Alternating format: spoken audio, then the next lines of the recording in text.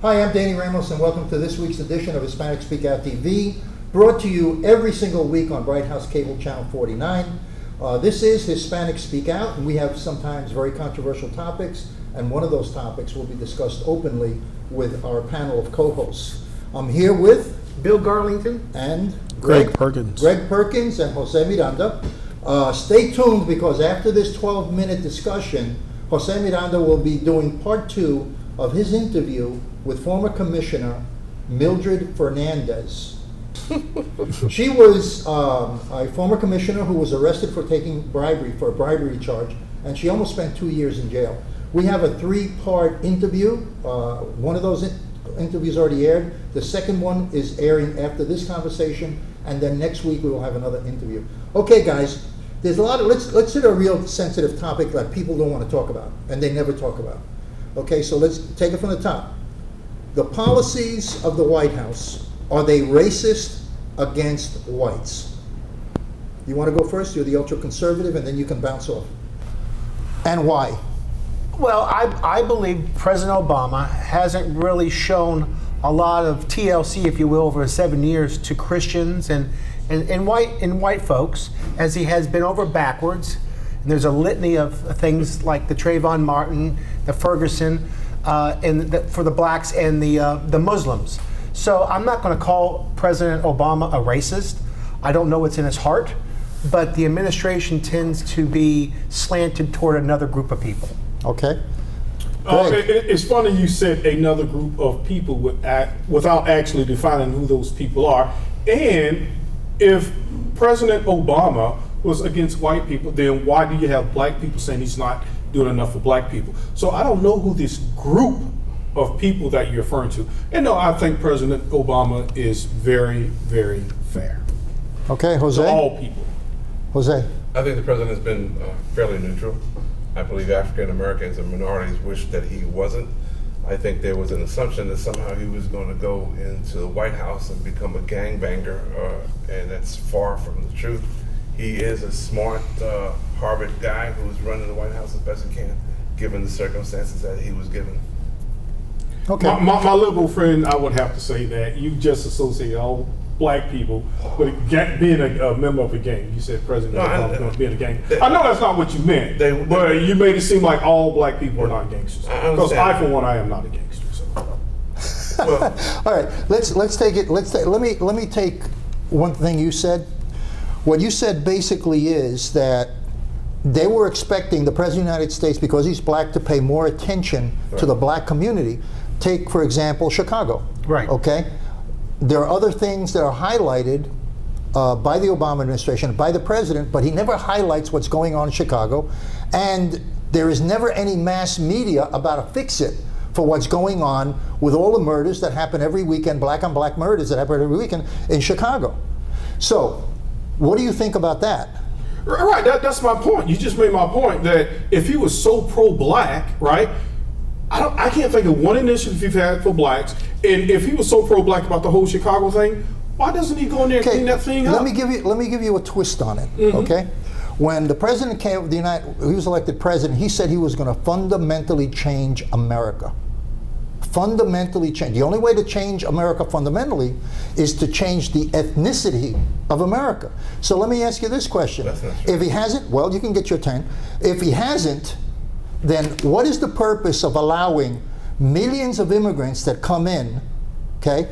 And I understand you want to help people, but there's a balance that's not being met there. You have millions of Hispanics, and the president is spending hundreds of millions of dollars to help Hispanics to come into this country, but he's not helping the black community who's already in this country.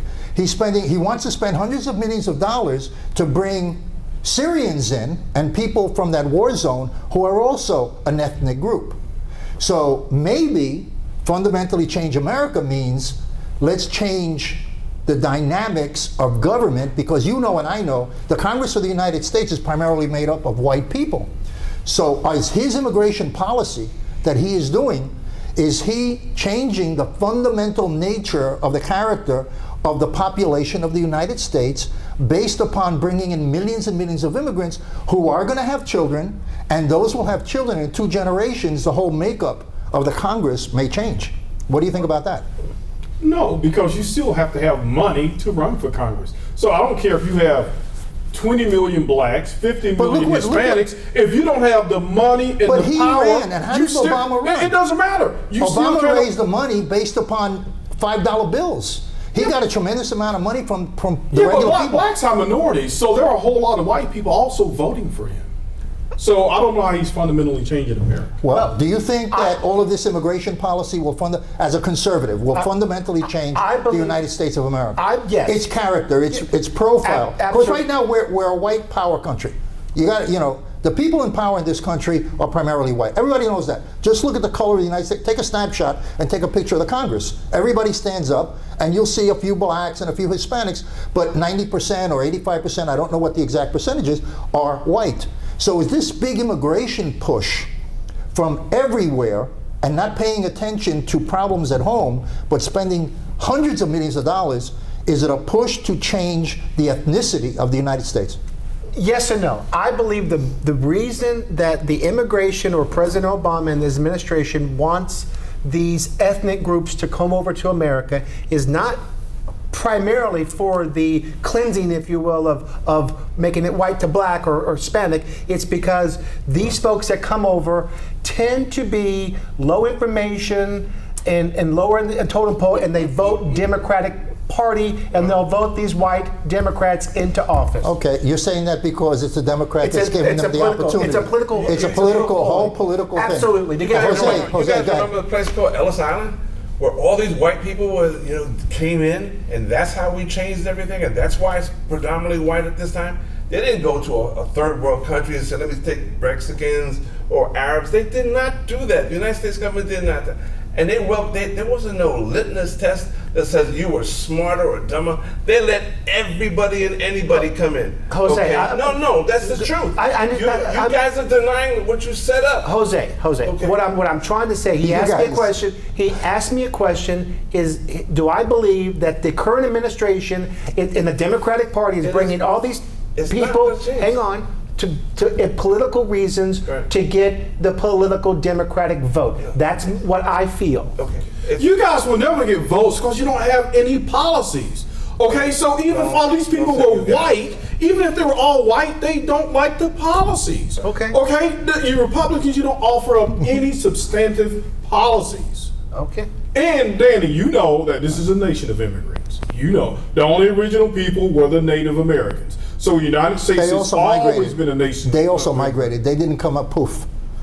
The Indians that were here migrated here. They were here before the white people. Oh yeah, but before the Indians, there was nothing. There was nobody here. Right. They migrated here. Europeans also migrated, which is so. If you want to go back and back and back over the bridge in Alaska, but they were here first, over right? the Polynesian entry. I got you. Okay, if you want to go all the way back, then you go back to the original tribe, which happens to be black and African. Right. We all came from a small group of Africans. The entire human population came out of Africa. Right. Okay, and that happens to be a scientific fact. Right. There's no question about that.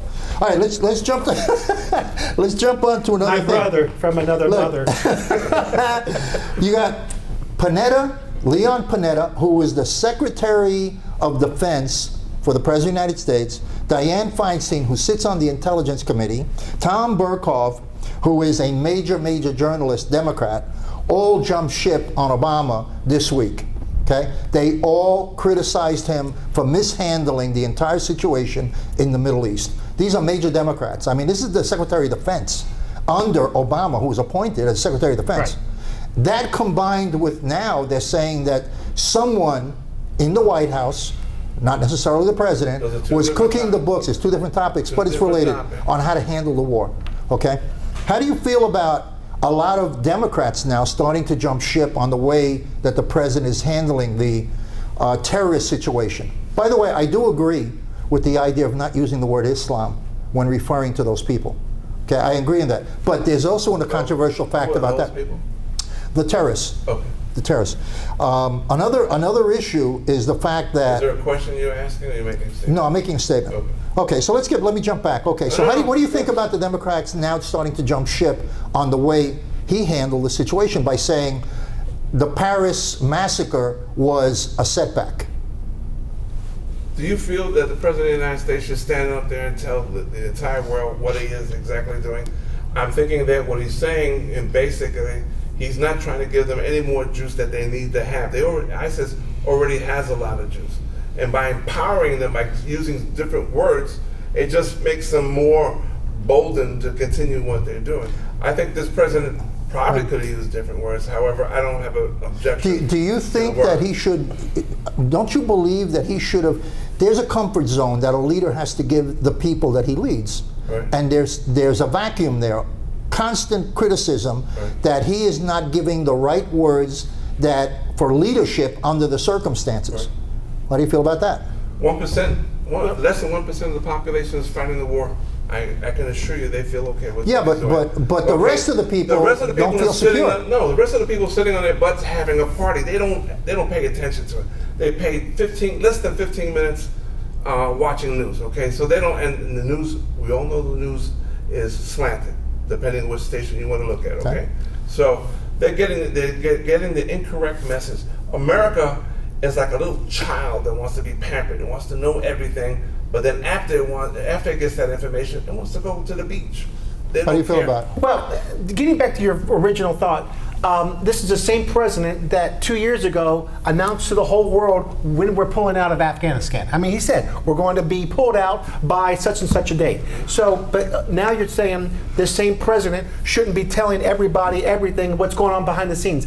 And going back to America, the Democrat, your America at that time wanted out of a long war. Americans don't have the stomach for it, even though 67% of the population now say they're ready to go back to fighting. And the last time I checked, I think he popped Bin Laden in the head, right? And he wasn't telling people what he was doing. It's like, I don't have to stand up and beat my chest and tell you what I'm about to do. But he told people when we were going to withdraw all of our troops. I don't care. I would not be surprised. I don't know who the leader of ISIS is. I would not be surprised if that guy showed up dead in 2 weeks. Well, they've been knocking off a couple of them, right. you know, using the drones. But getting back to the administration, the high-level Democrats, I mean, they're waking up now. They're seeing what a failed administration and this president really is. Okay, let's go to the next step. All right, let's have another question. A woman called Ayen Ayers Ali, who's a human rights activist, she is a Muslim, and she says that the Muslim religion is extremist in the way it's presented, that Muhammad was a warrior and he killed people, and today the countries that are following that still believe in genital manipulation of women. Okay, women are not allowed to drive, so that the countries still follow the Islam extremism. Now, I'm not saying that Islamics here follow that. Okay, I'm not saying that. What I'm saying is that is there a clash of civilizations going on? I'd probably say would agree with that. However, times change, and you have to modernize to what's changing. If we stayed exactly to, I believe, the way Islam is allegedly supposed to be, we wouldn't have computers, we wouldn't have rockets, we wouldn't have TV, the lights and stuff. And they use computers. And they use it like it's okay. So they're being selective. Yes, they are. Okay. Very much so. Greg? Yeah, any religion has extremists within its operations. And as far as I know, Islam is a very peaceful religion, just as Christianity is. Because you can go to the Bible and find a lot of wars. David was a warrior.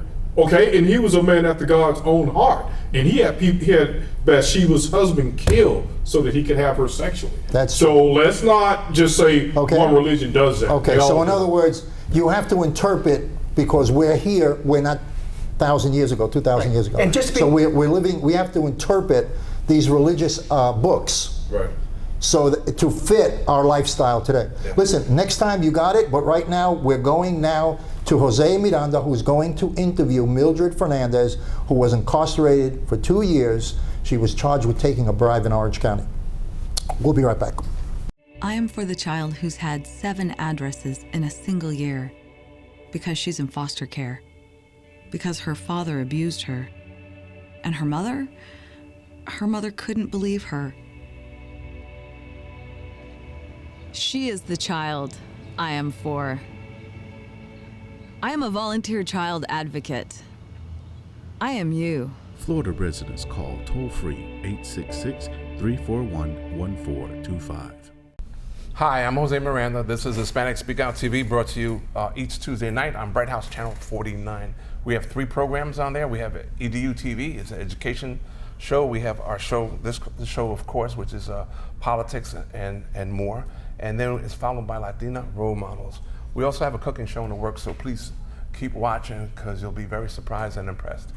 Last week, I brought to your attention, introduced you a very powerful Latina, Mildred Fernandez, and we were speaking about her rise to power, her style of doing things, how she kind of bucked the political system. There was allegations of monies being spent in the wrong areas with the highway and the expressway. And we left off where she's in her political office and a gentleman comes in who she really doesn't know, has seen only a couple of times, who comes in with an envelope, gives it to her, and unbeknownst to her, according to her, she didn't realize that there was any money in it. She just tossed it and come to realize that this was a setup to see if she would accept cash money for her campaign. So Mildred, welcome back. Thank you. And thank you for taking the time out to introduce yourself to the community again, a community that's missed you in some instances. So you're a powerful Latina, you've been reelected, you're going for another reelection, you're going to run for mayor of our town and in Florida, and you find yourself in a predicament you had no idea was coming. So a gentleman that you don't know hands you an envelope that you can't perceive as anything but what it might be, a check or whatever. And now what happens? Well, once he handed me the envelope was closed, of course, so he walks away. I got in because I was waiting for an email from my consultant, and he wanted me to approve that email. So I throw my checks or the envelope, and as a matter of fact, my campaign manager asked me how did it go, and I says, I understand that we have some checks in an envelope here, but right now I have to take care of an email that my consultant is sending me. When I'm reading my email, I was arrested. And it's a shock because Orange County undercover officers came in. FDLE comes, okay. And then they tell me you are arrested because of theft and bribery, and and I look at them. I'm in the computer, and I look at them like, is this a joke or what is this? Well, the allegation is that you were accepting funds to get something done or fixed. Is that true? Any validity to that? No. You know, they want to mix things, but really, when you are in campaign, it doesn't matter. You are in your campaign headquarters, because I was not in the government building. Right. I understand the law very well, so I never accept any kind of monies in my office. I was in my campaign headquarters. Right. And you get all kinds of, envelopes with checks. And is money a normal transaction for a person in your position in your campaign? No, to accept cash?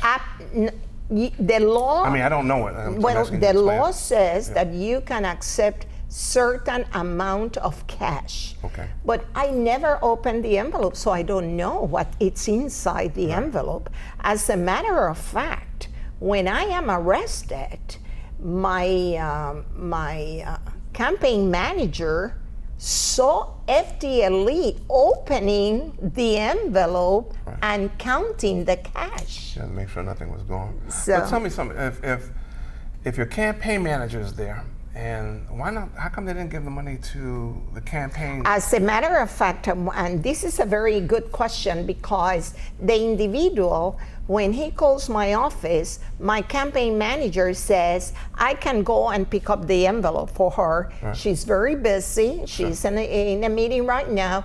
And then they told her, no, we want to give the envelope to her. Personally. And that's very common in campaigning. Doesn't that raise questions in your mind, especially with someone you don't know? Well, as opposed to some people that you made? in campaign, there are so many things going on Right. so quickly. And I was doing my commission work.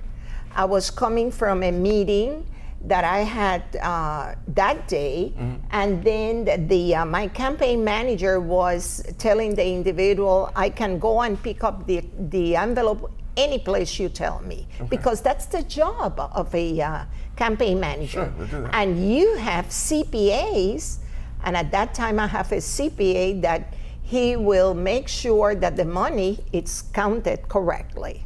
So it's very difficult in the rush of the campaign you might have a second thought of something, but it's very difficult to determine that. Did they tape you accepting the money? Oh yes. Well, how do you not see cameras, extra paper, extra book or something that would indicate? You know where the camera was? No. He was wearing a cap, and it was inside his cap. Well, that's pretty sure. That's pretty sure. So here you are, for all essential purposes, the darling of the community. You've been reelected. You're going to run for mayor. You're going to make some great changes. You are going against the system, who has apparently a package already set in mind, and you're going to go against the grain. And now you're caught up in a bribery, a payola kind of thing going on. So what happens? What do you do? Well, that's very confusing. I was stunned. And the only thing you think about is your children. Right. As a single mother, I raised 5 beautiful children. I have engineers. I have highly educated professionals. And you have been raising those kids with honesty, Right. with loyalty, with what's the right thing to do. Right. And that's the only thing you think about. When they take me to the 33rd, and I was there, the 33rd I used to visit as a commissioner. I was one of the few commissioners. Tough being on the other side. Exactly. Yeah. Now I am there waiting and see what's going to happen with me. Well, tell But me- I'm also a Christian. Okay. And in those difficult moments, Your faith comes out. Not I'm comes out, but you just I'm go back into it. thinking, I don't understand what's going on here. Right. So I said, I don't understand what's going on. Right. I don't understand where I'm going to be. Sure. But I do know something. God, you're in control of all these situations. Let me answer follow up to what kind of things do you think they had on tape, and how long was that gentleman in your presence? I had no idea. That doesn't even, you don't even think about that. All right. You know how long he was in your office before he gave you the envelope? Did he say, "Hi, Mildred, here's an envelope"? No. There was There was there is a conversation going on, and the importance of me being mayor and all those things. And then he told me exactly what he did on the phone. I brought you contributions from my investors. Okay. So if you understand investors, More than one person. it's more than one check. Yes. That's why if I would have opened the envelope and see all that cash, you can rest assured I would have thrown that in his face. By the time you opened the envelope, it was No, I too never late. No, opened. if you were to open the envelope, that's too late. No, because, Right? Because you I would already have. opened it and basically accepted it. Well, this is the thing. When they planned this, they knew that I never open envelopes, because to me as a candidate, I see that as being greedy. Let me see how much money how many checks you brought me. Right. That's not me. Okay. So I always leave the envelope and I give it to my campaign manager, because that's their responsibility, not mine. Okay.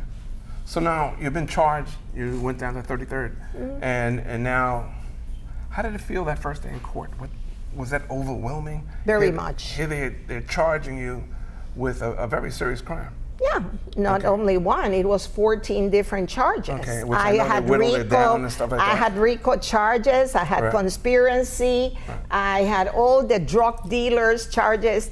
They make sure I had a lot of charges to see what really stick. what would stick. Just threw it up against the wall and see what. Yeah, sure. Okay, so now you think that this is being motivated, politically motivated. Absolutely, no Okay. question about that. Who would you say would be wanting you, mind you, given the fact that this is a Republican place to begin with, this is a state, a Republican state, period. And given that they're your own people, are you saying that your own people were out to get you because you're No, but you were outside they the- were not Republicans, the one that did the setup. They were all Democrats. Why did you say that? No, I find that No, amazing. well, in my case, it's a public record. And you can look for the names, and when you look for the names Right. and you look at the party they belong, it's Democrats. So you're saying in a Republican state that's run by and controlled by Republicans, Democrats brought you down. Absolutely, And you're saying my you're- opponent was Democrat. Well, naturally you'll have a Democratic opponent.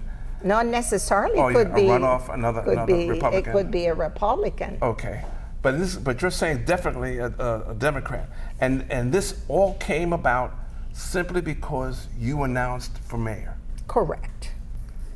So I if you announce and I shake the tree. So if you announced for dog catcher, they would have still went after you, or depending on the office. I mean, we're making hypotheses here, and I cannot. Well, you are directly claiming that Democrats brought you down. That's a Well- very large claim. Well, if And you the only thing that you have to substantiate that is you looked at the records. yeah. And I mean, I had investigators because in order to go to court and go through a trial, you better have your investigators ready with all the research that it was done and how it was planned. Okay. And I paid a lot of money to investigators because we had to put the puzzle together in case we had to go to trial. all right. So you're being charged, and I think you took a plea? Yes. Is that you took a plea? Yes, okay. I did. So now you were sentenced and basically shamed because of the circumstances. And you took that plea basically because it was easier for you than rather to continue to fight these charges that keep coming up. Well, let me tell you, it was a lot of brain, a lot of family reunions, and my main concern in all of this was not my name, it was my children. Okay. It was my children. And there was a risk because of the charges that I could be 25 years in prison. Okay. So with my age, and my children, I decided that the plea was the way to go. All right. We're going to have to continue this because there's so much more to your story. And I want everybody to know about your I'm story. going to write a book. Okay, so real quick,